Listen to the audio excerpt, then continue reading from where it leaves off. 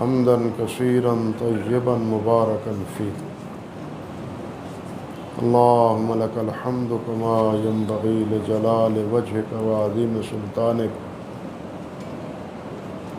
اللهم لا نحصي ثناء عليك أنت كما أثنيت على نفسك.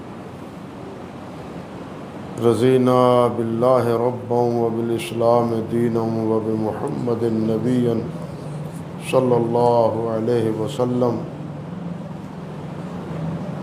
وأشهد أن لا إله إلا الله وحده لا شريك له، وأشهد أن محمدا عبده ورسوله. أما بعد، فأعوذ بالله السميع العليم من الشيطان الرجيم من همزه ونفخه ونفثه. بسم الله الرحمن الرحيم. الحمد لله الذي خلق السماوات والأرض وجعل الظلمات والنور ثم الذين كفروا بربهم يعدلون. محترم حضرات، آج اللہ سبحانہ و تعالیٰ کی توفیق و رحمت سے پہلے تو سورۃ الانعام کا جو حصہ رہ گیا تھا، محترم قاری صاحب نے اس کا اتمام فرمایا ہے، اور اس کے بعد کچھ حصہ الحمدللہ سورۃ الاعراف کا بھی آج پڑھا گیا ہے۔ یہ سورۃ الانعام مکہ مکرمہ میں اللہ سبحانہ و تعالی نے نازل فرمائی ہے، جیسا کہ اس کے عناوین اور اس کے موضوع سے معلوم ہوتا ہے۔ بلکہ یہ بات بھی محسوس ہوتی ہے کہ یہ سورت مکہ مکرمہ کے آخری دور میں اللہ سبحانہ و تعالی نے اسے نازل فرمایا ہے، اور اس صورت میں توحید کا مسئلہ بتکرار اور نہایت وضاحت کے ساتھ اللہ رب العزت نے ذکر فرمایا ہے، اور اس کے ساتھ ساتھ مشرکین مکہ کے جو اعمال تھے اور جو وہ حلت و حرمت کے مسائل میں منمانیے کرتے تھے، اپنی طرف سے کہتے تھے یہ چیز حلال ہے، یہ حرام ہے، اس کو کھانا جائز ہے، اس کو کھانا جائز نہیں ہے، ان کے اس فکر کی بھی اللہ سبحانہ و تعالی نے تردید کی ہے کہ حلت و حرمت کا اختیار صرف اللہ رب العزت کے پاس ہے۔ جس کو اللہ رب العزت حلال کہیں وہ حلال ہے، اور جس کو اللہ رب العزت حرام کہیں وہ حرام ہے۔ مشرکین بھی عجیب تھے، اور ان کا یہ اعتراض بھی عجیب تھا۔ کہتے تھے کہ ایک جانور مر جاتا ہے، اللہ اس کو مارتا ہے۔ یہ مسلمان بھی عجیب ہیں کہ اللہ کا مارا ہوا جانور وہ تو کھاتے نہیں، اور جس کو آپ خود مار لیتے ہیں، ذبح کر لیتے ہیں، اس کو کھا لیتے ہیں۔ یعنی یہ ان کا ایک اعتراض تھا۔ اللہ سبحانہ و تعالی نے اس کا بھی جواب دیا ہے کہ اللہ رب العزت نے مردار کو سورۃ مائدہ میں بھی اور یہاں بھی مردار کو اللہ سبحانہ و تعالی نے حرام قرار دیا ہے، اور جس کو مسلمان مارتا ہے وہ اللہ کے حکم سے مارتا ہے، اللہ کا نام لے کے، اللہ کی بڑائی اور اللہ کی کبریائی کا اظہار کر کے اس کو مارتا ہے۔ سورت کی ابتدا ہی توحید سے اللہ سبحانہ و تعالی نے فرمائی کہ الحمدللہ الذی خلق السماوات والارض وجعل الظلمات والنور ثم الذین کفروا بربہم یعدلون۔ اللہ فرماتے ہیں کہ اس اللہ کا شکر ہے، سب تعریف اسی اللہ رب العزت کے لیے ہے جس نے آسمانوں کو اور زمین کو پیدا کیا ہے۔ نہ آسمان کے پیدا کرنے میں کسی کا کوئی عمل دخل ہے، اور نہ ہی زمین کو بنانے میں کسی کی شراکت داری ہے۔ تنہا اللہ سبحانہ و تعالی نے آسمانوں کو اور زمین کو پیدا کیا ہے، اور آسمان بھی ایک نہیں، تہ در تہ 7 آسمان، اور ہر 7 آسمان کا ایک دوسرے آسمان کے مابین جو فاصلہ ہے وہ 500 سال کی مسافت کے برابر بتلایا جاتا ہے۔ اور آج تک سائنس اپنی تمام تر ترقیوں کے باوجود یہ پہلے آسمان تک ان کی رسائی نہیں ہو سکی، حتیٰ کہ یہ زمین و آسمان کے مابین جو فضا ہے اس کی وسعتوں کا اندازہ بھی سائنس اس وقت تک نہیں لگا سکی کہ زمین و آسمان کے مابین کتنی وسعت ہے، اس کا کوئی اندازہ نہیں ہے۔ نبی علیہ السلام سے البتہ ایک روایت میں ہے کہ 500 سال کی مسافت ہے، اتنا بڑا فاصلہ ہے ایک زمین کا دوسرے آسمان سے، زمین کا آسمان سے، اور ایک آسمان کا پھر دوسرے آسمان، دوسرا سے تیسرا، حتیٰ کہ اسی طرح 7 آسمان تہ بتہ فاصلے کے ساتھ بنانے والا ایک اللہ وحدہ لا شریک۔ اللہ اکبر۔ آسمان کو بنایا ہے تو آسمان میں ستارے بھی اللہ ذوالجلال نے، یہ ہمارا پہلا آسمان ہے، آسمان دنیا جس کو کہتے ہیں، اس کو اللہ سبحانہ و تعالیٰ نے ستاروں کے ساتھ مزین کیا ہے۔ آج کل میڈیا پر ناسا کی ایک تصویر ہے جو سب سے لیٹسٹ ہے، جو سب سے آخر میں اب دی ہے انہوں نے، زمین وہ دیکھیں تو یقین جانیے کہ ایمان تازہ ہوتا ہے کہ اللہ سبحانہ و تعالیٰ نے اس پہلے آسمان پر کتنے ستارے اور کتنے یہ قمقمے روشن کر رکھے ہیں۔ بظاہر یہی معلوم ہوتا ہے کہ یہ آپس میں جڑے ہوئے ہیں، قریب ہیں، لیکن یہ سارے اپنا اپنا فاصلہ وہ بھی طے کر رہے ہیں، ساکت نہیں ہے، چل بھی رہے ہیں، اور چلتے بھی پورے اپنے اللہ کے حکم سے زور سے، جس طرح چاند ہے، جس طرح سورج ہے، اسی طرح یہ ستارے ہیں، لیکن ان کے درمیان نہ کوئی ٹکراؤ ہے، نہ ان کے درمیان نہ ہی کوئی مسابقت ہے، کسی کا آپس میں الجھاؤ نہیں ہے۔ ہمارے ہاں زمین پر 2 گاڑیاں چلتی ہیں، وہ بھی آپس میں ٹکرا جاتی ہیں، بسیں چلتی ہیں، وہ بھی ٹکرا جاتی ہیں، انسان سائیکلوں پر چلتا ہے، وہ بھی ٹکرا جاتے ہیں۔ کوئی چیز جو ہے نا وہ ٹکرانے سے اس طرح محفوظ نہیں ہے، لیکن آسمان پر اللہ سبحانہ و تعالیٰ کا یہ نظام اپنی تمام تر کثرت کے باوجود ان میں ٹکراؤ نہیں ہے۔ لا الشمس ينبغي لها ان تدرك القمر ولا الليل سابق النهار، نہ سورج، نہ ہی چاند، نہ ہی باقی دوسرے ستارے، یہ سارا نظام اللہ سبحانہ و تعالیٰ نے ایسی خوبصورتی سے اس وقت سے بنایا ہے جس وقت انسان تھا ہی نہیں، جس وقت انسان تھا ہی نہیں، اس وقت سے اللہ ذوالجلال والاکرام نے اس کو بنا رکھا ہے۔ تو اس مالک کا شکر ہے جس نے یہ آسمان اور زمین بنایا ہے، اور اکیلے نے بنایا ہے، اس میں کسی کی شراکت داری، کسی کی حصہ داری جو ہے نا وہ نہیں ہے۔ فرمایا وَجَعَلَ الظُّلُمَاتِ وَالنُّورَ، اندھیرا بھی بنایا ہے، روشنی بھی بنائی ہے، دن روشن ہے، رات ہے، رات سکون کے لیے ہے اور دن کام کاج کرنے کے لیے۔ اللہ سبحانہ و تعالیٰ نے رات بنائی ہے کام کا اطمینان اور سکون، تھکا ماندہ انسان راحت پانے کے لیے، رات اس لیے، اور دن کام کار کرنے کے لیے، کام کاج کرنے کے لیے، کاروبار کرنے کے لیے، معاملات کرنے کے لیے۔ اللہ اکبر کبیرہ۔ لیکن ہماری گنگا الٹی چلتی ہے، ہماری گنگا الٹی چلتی ہے، ہم دن کو سوتے ہیں اور راتوں کو جاگتے ہیں۔ ہم نے اللہ ذوالجلال کے حکم کی تو ایسا معلوم ہوتا ہے مخالفت کرنے کی قسم کھا رکھی ہے کہ جو اللہ نے فرمایا نا ہم اس کے الٹا ضرور کریں گے۔ اور یہ سارا نتیجہ ہے یورپ کی اندھی تقلید کا۔ وہاں یہ طریقہ چلتا ہے، ان کی راتیں جو ہے نا وہ روشن ہوتی ہیں، راتوں کو سب کچھ وہ کرتے ہیں، اور دن کو شراب پی کے مدہوش ہو کے سو جاتے ہیں۔ یہ کیفیت ان کی ہے، اور وہی ہم نے اپنا لی ہے، ان کی دیکھا دیکھی۔ لیکن آپ اپنی اسلام کی، مسلمانوں کی، بلکہ انسان کی تاریخ دیکھیے، اس میں کیا ہے؟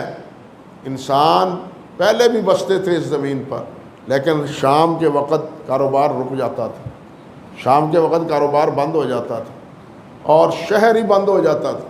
شہر جو ہوتے تھے اس کے دروازے ہوتے تھے، شہر بند ہو جاتا تھا، لوگ محفوظ ہو جاتے تھے، اور صبح سورج طلوع ہوتے ہی شہر کھل جاتا اور لوگ کاروبار شروع کر دیتے۔ اور جس کا نتیجہ کیا ہوتا؟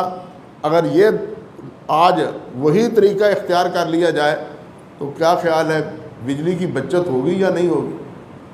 بجلی کی بچت ہوگی یا نہیں ہوگی؟ بجلی کا جو بحران ہے وہ ختم ہوگا یا نہیں ہوگا؟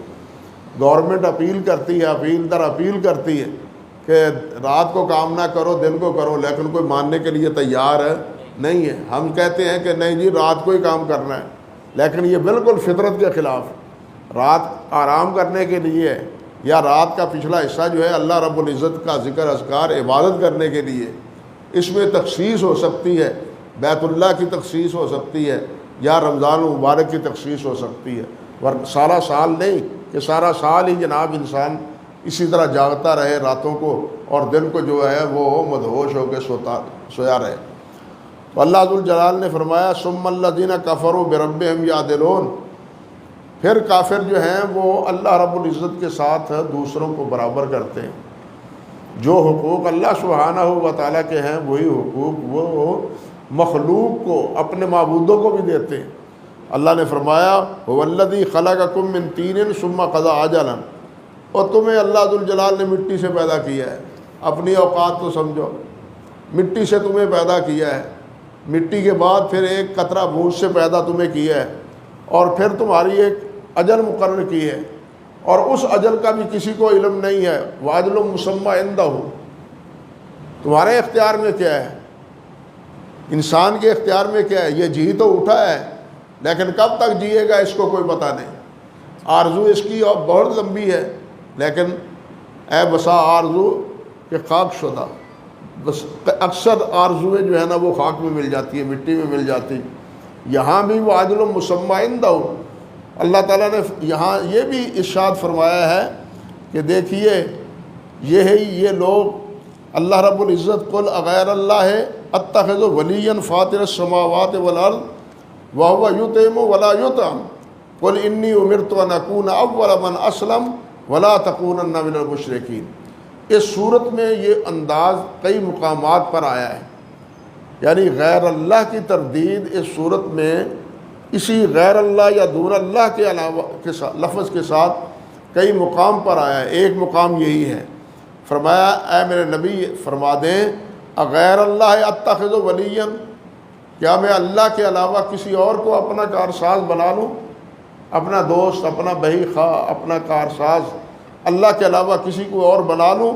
وہ اللہ فاطر السماوات والارض جو زمین و آسمان کو بنانے والا ہے، جس نے زمین و آسمان کو بنایا ہے، جو اتنا بڑا آسمان بنانے پہ قادر ہے، وہ انسان کی بگڑی سنوارنے پہ قادر کیوں نہیں ہے؟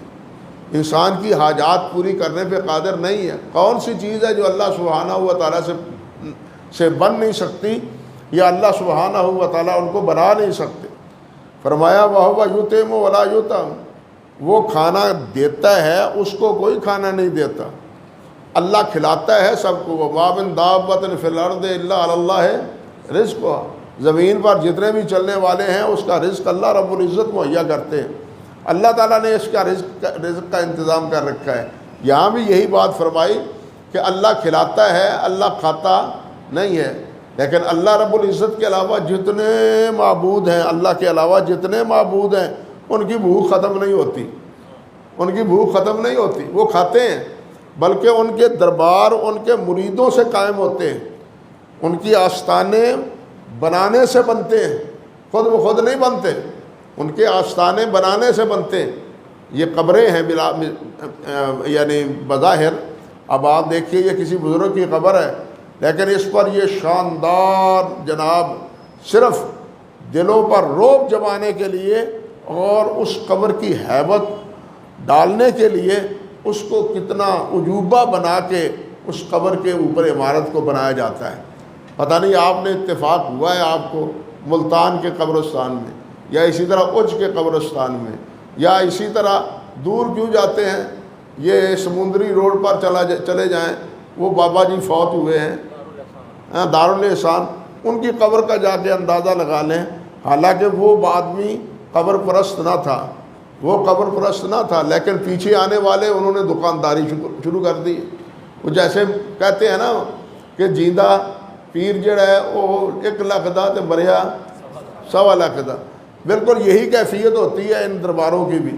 یعنی دربار جتنے بھی ہیں یا بت جتنے بھی ہیں، بت خانے بھی بتوں کو کی پرستش کرنے والے اس کو تعمیر کرتے ہیں اور اس کے نام پر چڑھاوے چلاتے ہیں، اس کے نام پر جناب زمینیں وقف کرتے ہیں، جائیدادیں وقف کرتے ہیں، پھر جا کے ان آستانوں کی اور ان درباروں کی جناب وہ آؤ بھگت ہوتی ہے اور رونقیں بحال ہوتی ہیں، وہاں سب کچھ لنگر چلتے ہیں۔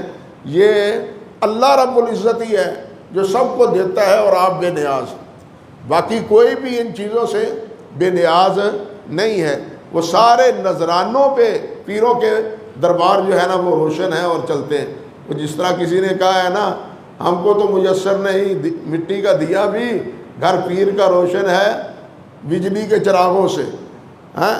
یہ پیر کا دربار تو روشن رہتا ہی ہے مریدوں کے تعاون کے ساتھ، لیکن اللہ رب العزت ان چیزوں سے بے نیاز۔ آپ دیکھیں اللہ رب العزت نے یہ سورج بنایا ہے، یہ کتنا بڑا اللہ اکبر کبیرہ لیمپ ہے، یا کتنی بڑی اس کی روشنی ہے جو بغیر قیمت کے انسان جو ہے نا وہ اس کو استعمال کر رہا ہے۔ ہم یہ بجلی استعمال کرتے ہیں، کتنا بل آتا ہے، کتنا بل آتا ہے اس کا، لیکن اللہ رب العزت نے اتنی روشن یہ ہمیں روشن سورج دیا ہے، سراج دیا ہے کہ اس کا کوئی بل ہمیں اللہ رب العزت کے لیے دینا نہیں پڑتا، اور ہمیں جو دینا پڑتا ہے وہ کیا ہے؟ اللہ کی بندگی، اللہ کی اطاعت، اللہ کی شکر گزاری کہ اللہ تیرا شکر ہے کہ سورج تو نے بنایا، آسمان تو نے بنائے، زمین تو نے بنائے، چاند تو نے بنائے، یہ ستارے تو نے بنائے، یہ فضا اور اس فضا میں یہ ہوا جس کے بغیر 1 منٹ بھی انسان زندہ نہیں رہ سکتا، یہ سارا نظام چلانے والا اور بنانے والا کون ہے؟ اللہ رب العزت۔ تو یہاں بھی یہی بات اللہ نے فرمائی ہے کہ قل اغیر اللہ اتخذ ولیا فاطر السماوات والارض وهو یطعم ولا یطعم قل انی امرت ان اکون اول من اسلم ولا تکونن من المشرکین۔ مجھے حکم دیا گیا ہے، اللہ نے حکم فرمایا ہے کہ اے میرے نبی محمد صلی اللہ علیہ وسلم، سب سے پہلے تم اسلام کو قبول کرو، سب سے پہلے توحید کو تم قبول کرو، اور ساتھ کہہ دو، یہ کہہ دو کہ میں مشرک نہیں ہوں، شرک نہیں کرتا۔ اور یہی محل نزاع تھا کفار مکہ کا، مشرکین مکہ کا۔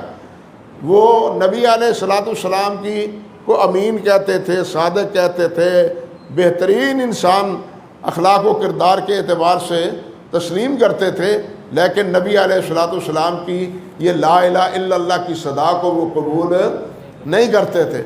آپ سے اختلاف صرف اسی بات پر تھا، توحید کے مسئلے پر اختلاف تھا، اور اس پر تو ان کو تعجب تھا کہ یہ انسان رسول کیسے بن گیا، انسان بھی رسول ہو سکتا ہے۔ وہ سمجھتے کہ اللہ وحدہ لا شریک کا جو بھیجا ہوا نمائندہ ہے وہ ایک بہت بڑا صاحب ثروت اور بہت بڑا امیر آدمی ہونا چاہیے، یہ تو یتیم ہے، باپ ان کا فوت ہو گیا، گھرانہ جو ہے یعنی اس میں کوئی آرام اور سکون ہے نہیں، یتیم کے گھر ہیں، چچا ان کی پرورش کر رہا ہے۔ یہ عجیب آدمی ہے کہ جو کہتا ہے کہ میں اللہ رب العزت کا نمائندہ ہوں۔ اللہ اکبر کبیرہ۔ اللہ رب العزت نے کئی مقام پر اس کا جواب دیا کہ یہ اللہ کی محبت ہے، اللہ کی رحمت ہے۔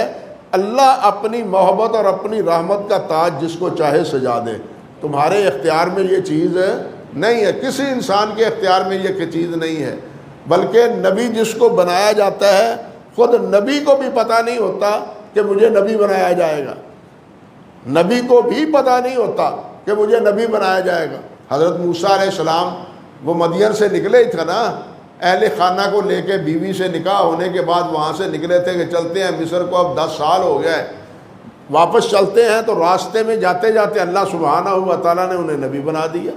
تو یہ اللہ رب العزت کرتے ہیں۔ نبی علیہ الصلوۃ والسلام بھی غار ثور میں، غار حرا میں وقت گزارتے تھے، عبادت کرتے تھے، اور یہ غار حرا میں اس لیے کرتے تھے، یہ بھی سمجھ لیں کہ مورخین نے لکھا ہے، بلکہ میں نے خود اس کا مشاہدہ کیا ہے سن 87 میں، جب بلڈنگیں نہیں تھیں اتنی اونچی، غار حرا میں بیٹھنے سے یا وہاں کھڑے ہو کے حرم نظر آتا تھا، حرم نظر آتا تھا، یعنی یہ بالکل اس کے محاذ پر غار حرا ہے۔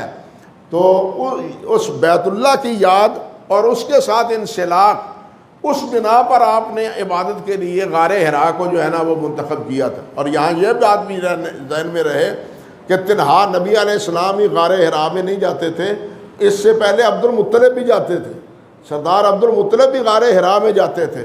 تو بہرحال وہ اپنی فکر اور اپنے سوچ کے مطابق اللہ کو تو وہ مانتے ہی تھے نا۔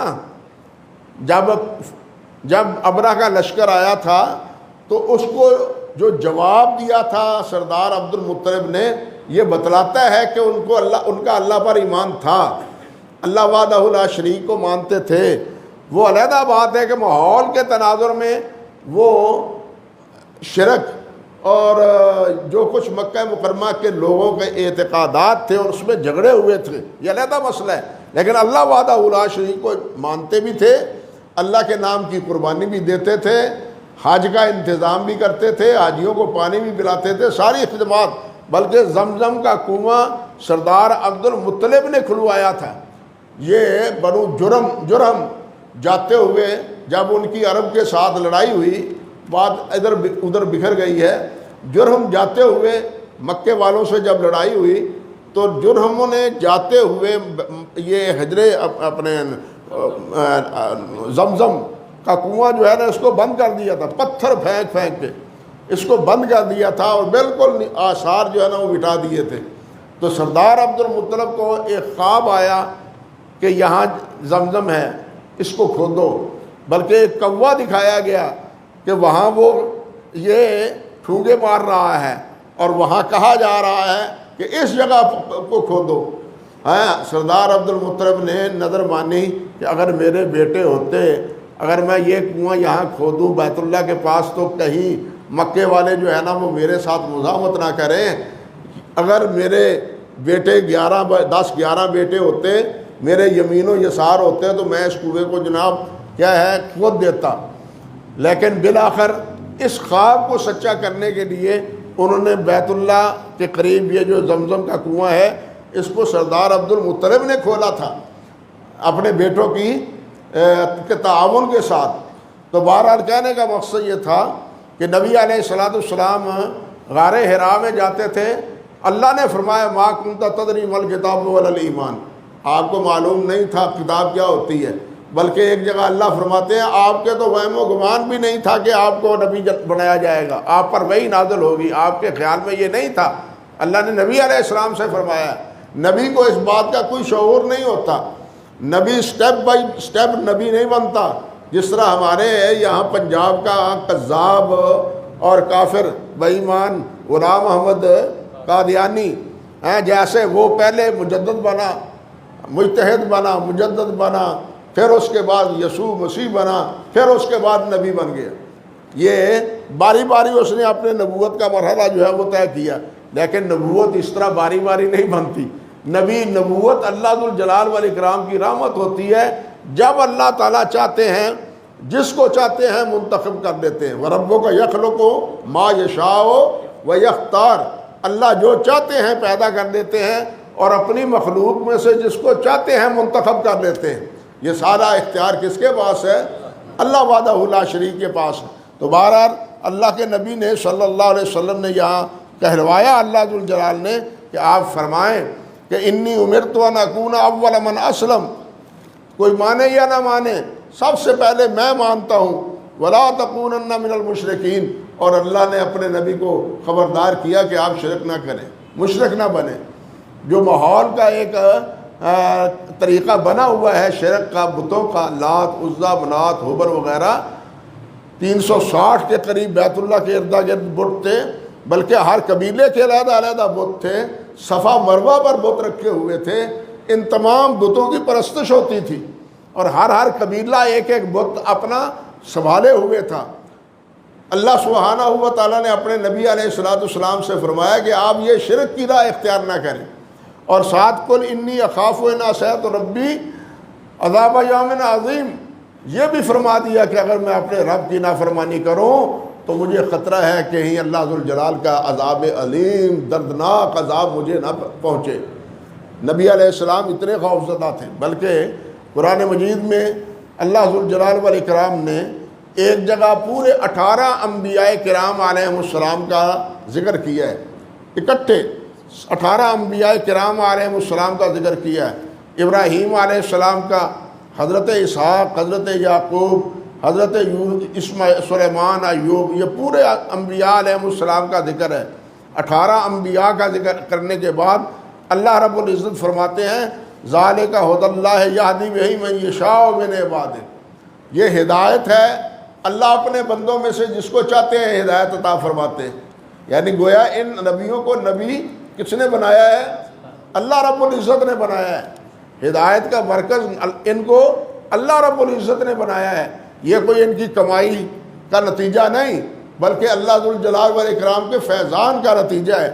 فرمایا وَلَوْ أَشْرَكُوا لَحَبِطَ عَنْهُمْ مَا كَانُوا يَعْمَلُونَ، یہ شرک اتنی بڑی مصیبت ہے اور اتنا بڑا کہنا چاہیے کہ نافرمانی ہے اتنی بڑی کہ جس کے بارے میں فرمایا اگر یہ نبی جن کو میں نے نبی بنایا ہے یہ شرک کرتے لَحَبِطَ عَنْهُمْ مَا كَانُوا يَعْمَلُونَ، تو جو بھی یہ عمل کرتے ہیں سب کے سب برباد ہو جاتے ہیں۔ شرک ایک ایسی بیماری ہے کہ کوئی عمل اس کے ہوتے ہوئے اللہ کے ہاں قبول نہیں ہوتا، نہ نماز، نہ روزہ، نہ حج یا زکوٰۃ، کوئی چیز قبول نہیں ہوتی۔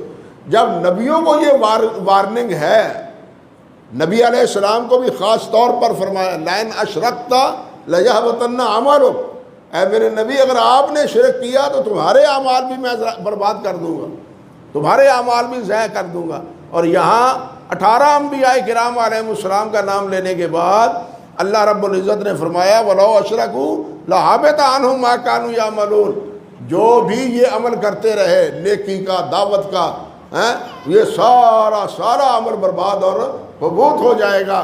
اللہ اکبر کبیرہ۔ اسی شرک کی زیادہ تردید اللہ رب العزت نے اس صورت میں کی ہے۔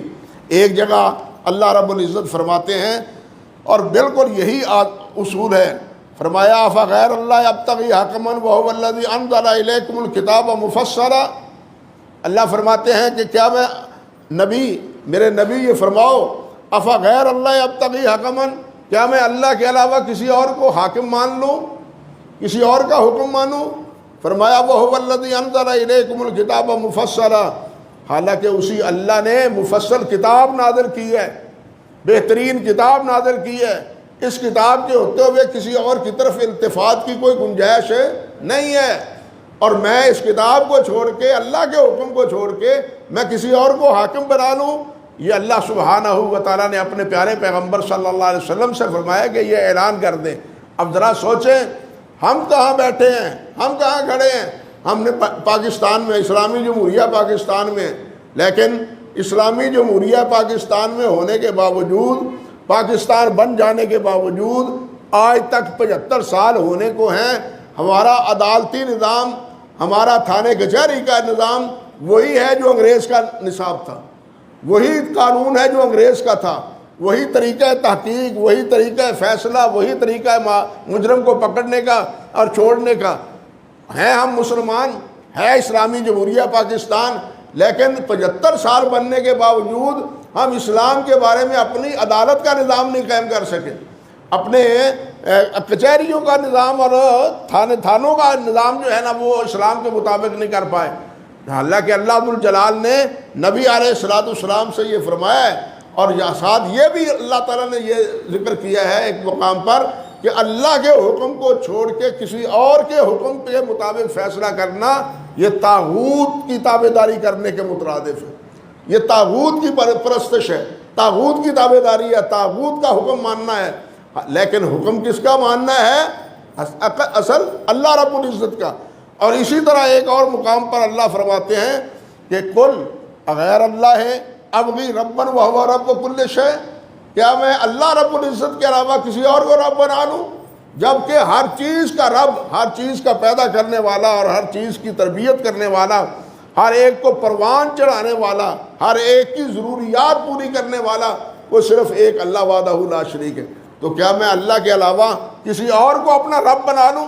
تو اس طرح بتکرار اس صورت میں اللہ سبحانہ و تعالیٰ نے نبی علیہ الصلوۃ والسلام سے یہی بات کہلوائی ہے، اور انہی الفاظ سے ایک جگہ اللہ رب العزت فرماتے ہیں قل، اے میرے نبی فرما دیجئے، ارأیتم ان آتاکم عذاب اللہ او اتتکم الساعۃ اغیر اللہ تدعون ان کنتم صادقین، بتلاؤ کیا اگر تمہارے اوپر اللہ تعالیٰ کی طرف سے پکڑ آئے، کوئی عذاب آئے، کوئی مصیبت آ جائے، او اتتکم الساعۃ یا قیامت آ جائے، کوئی اور برا وقت تمہارے اوپر آ جائے، اغیر اللہ تدعون ان کنتم صادقین، اگر سچے ہو تو پھر بتلاؤ تم کس کو پکارو گے، کس کو پکارو گے، مشکل وقت کس کو پکارو گے تم؟